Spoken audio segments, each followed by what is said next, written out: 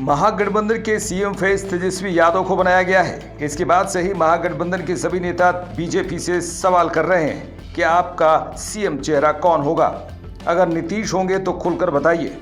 वहीं बिहार बीजेपी अध्यक्ष दिलीप जायसवाल ने कहा कि नीतीश कुमार के नेतृत्व में हम चुनाव लड़ रहे हैं। हमने कहा 2025 फिर से नीतीश जो मुख्यमंत्री शासन चला रहे हैं उनके चेहरे पर हम चुनाव लड़ रहे हैं। वहां से नई घोषणा की क्या जरूरत है?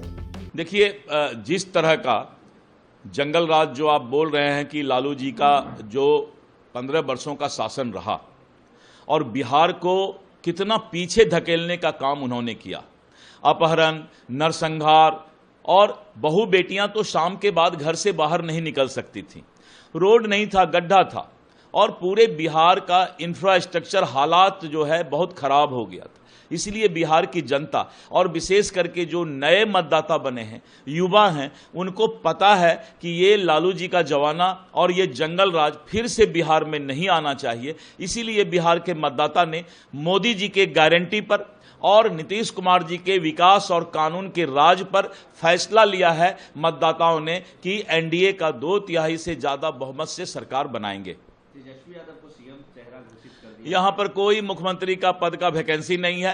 मतदाता जानती है कि जो दल आपस में सीट का बंटवारा नहीं कर सकता है, सिर फुटअव्वल करता है, आपसी मतभेद और लड़ाई है, वो बिहार नहीं चला सकता है। इसीलिए फिर से जंगल राज पार्ट 2 बिहार में नहीं आएगा। कांग्रेस कह रही है कि हमने तो सीएम चेहरा घोषित कर दिया, एनडीए क्यों नहीं कर रही है, वो डर क्यों रही है? एनडीए का सीधा है, नीतीश कुमार जी के नेतृत्व में हम चुनाव लड़ रहे हैं और हमने कहा है 2025 फिर से नीतीश। तो फिर इसमें चेहरा क्या? जिसका चेहरा ऑलरेडी है, जो मुख्यमंत्री खुद शासन चला रहे हैं और उनके चेहरा पर हम चुनाव लड़ रहे हैं, तो वहां से फिर नया घोषणा की क्या आवश्यकता है? सर, ग्राउंड पे है, आप लोग देख रहे हैं, चुनाव प्रचार करें, क्या माहौल लग रहा है? पूरे बिहार का माहौल मतदाता ने एक तरफा बना लिया है और वो है एनडीए की सरकार बनाना है, फिर से एक बार एनडीए सरकार, क्योंकि रफ्तार पकड़ चुका है बिहार, विकास का रफ्तार पकड़ चुका है। जनता अभी इसको खोना नहीं चाहती है। एक अंतिम सवाल लूंगा सर, जिस तरीके से बिहार में एसआईआर हुआ, अब पूरे